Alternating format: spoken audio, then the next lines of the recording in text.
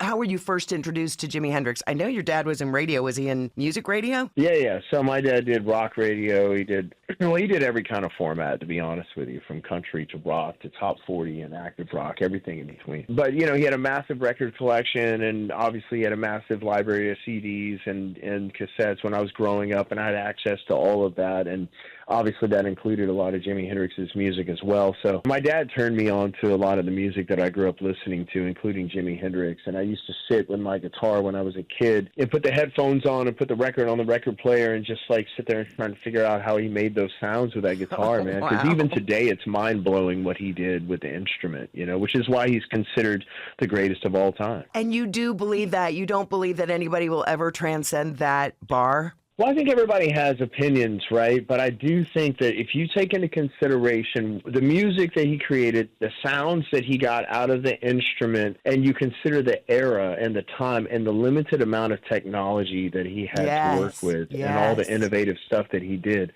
I do think he probably rightfully qualifies as the greatest of all time. You know, everybody that came after him had his influence to draw from and had a bunch of new technology to play with as well. So I think the recognition is probably very well deserved. What did it feel like to play Jimi Hendrix's guitar when you were at, that he played at Woodstock? Yeah, that was amazing. So, like, I've had a couple of opportunities to do that. The first time was, 12 years ago or so. And we were in New York, and that was when Jimmy Fallon's show was filmed in New York. And so I played it on his show there, and then I played it live at the Beacon Theater later that night. Oh, I love that theater. Yeah, and then when we started this tour last year, at the end of September, the first show was in Seattle, and they brought the guitar back out again, and I got to play it on stage again. And so, yes, this is the infamous white Stratocaster that Jimmy played at Woodstock, you know, Star Spangled Banner, that whole performance.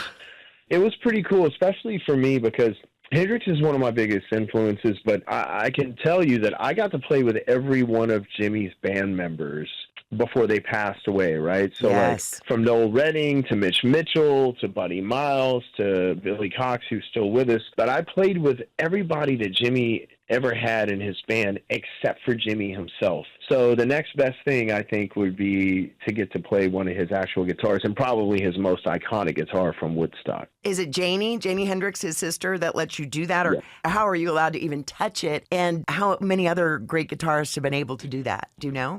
Well, I don't know the full list, but I know that Eric Johnson got to play it. There's a couple of other people. But no, the guitar is actually owned by Paul Allen, and now his estate, because he passed away a few years ago. But Paul was the co-founder of Microsoft with Bill Gates, and Paul was a huge guitar enthusiast. He played guitar. He loved music. He loved Jimi Hendrix. And so he bought that guitar many years ago. At the time when he bought it, it was the most amount of money he ever paid for a guitar in history. And then he built a museum in Seattle basically around that guitar. He called it the Experience Music Project. Now it's changed names. It's called Mopop. But anyway, his estate owns the guitar. He was the one that gave me permission originally to do it 12 years ago.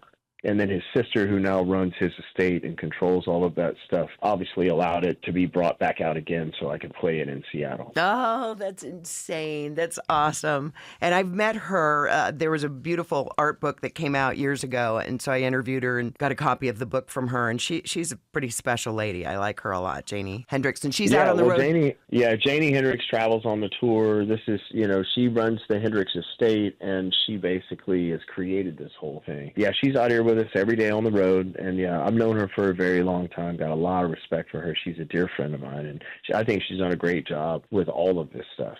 Well, the fact that you are so loyal to it, I love it because people love you. Do you get first choice of songs, or how does it work out of what you play when you guys go out on this tour? Yeah, the songs that I do are songs that are kind of staples for me. Some of them are songs that I've covered of Hendrix's over the years. So, and I've been a part of this thing, like I said, from the very beginning. Yeah. So I got to choose those songs back then, and we've changed them here and there over the years. Like we're doing Gypsy Eyes now, which we didn't used to do. So we're changing it up for the fans who are coming back and stuff like that. But everybody kind of gets to put in their request, and it just depends on if somebody's already claimed it or not.